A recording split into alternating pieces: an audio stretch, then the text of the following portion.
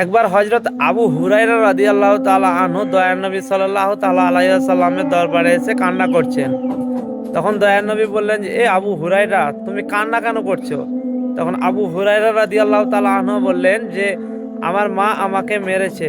রাসূলুল্লাহ সাল্লাল্লাহু তাআলা আলাইহি ওয়াসাল্লাম বললেন যে, তুমি কি তোমার মায়ের সঙ্গে কোনো বেয়াদবি করেছো? তখন আবু হুরায়রা রাদিয়াল্লাহু তাআলা আনহু বললেন যে, না হুজুর, আমি আমার মায়ের সঙ্গে কোনো বেয়াদবি করিনি।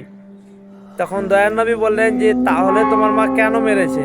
এরপর আবু হুরায়রা রাদিয়াল্লাহু তাআলা আনহু বললেন যে, আপনার কাছ থেকে আমার বাড়ি যেতে অনেক রাত হয়ে গেছিল, এই জন্য আমার মা আমাকে মেরেছে। আর এটাও বলেছে যে হয়তো নবীর দরবার ছাড়বি, না হলে আমার বাড়ি ছাড়বি। তখন আমার মাকে আমি বললাম যে, আমার মা, তুমি আমাকে মারতে মারতে মেরে শেষ করে দাও, তবু আমি দয়ার নবীর দরবার ছাড়বো না।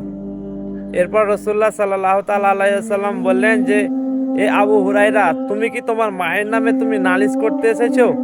তখন আবু হুরায়রা রাদিয়াল্লাহু তাআলা আনহু বললেন যে, আমার মায়ের নামে আমি নালিশ করতে আসিনি হুজুর, আমি শুধু আমার মায়ের হেদায়েতের জন্য আমি আপনার কাছে এসেছি। আপনি শুধু আমার মায়ের জন্য একটু দোয়া করে দিবেন। তখন রাসূলুল্লাহ সাল্লাল্লাহু তাআলা আলাইহি ওয়াসাল্লাম তার মায়ের জন্য দোয়া করলেন।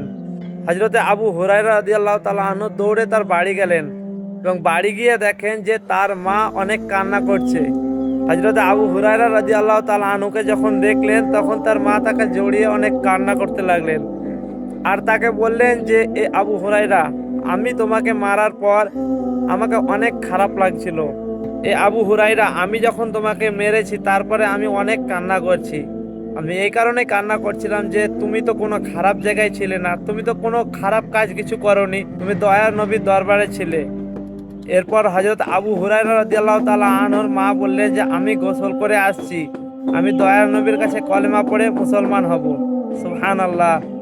আপনি তো এই হাদিসের গল্পটি শুনলেন, এবার অন্যজনকেও শোনার সুযোগ করে দিন। ভিডিওটি বেশি বেশি পরিমাণে শেয়ার করুন।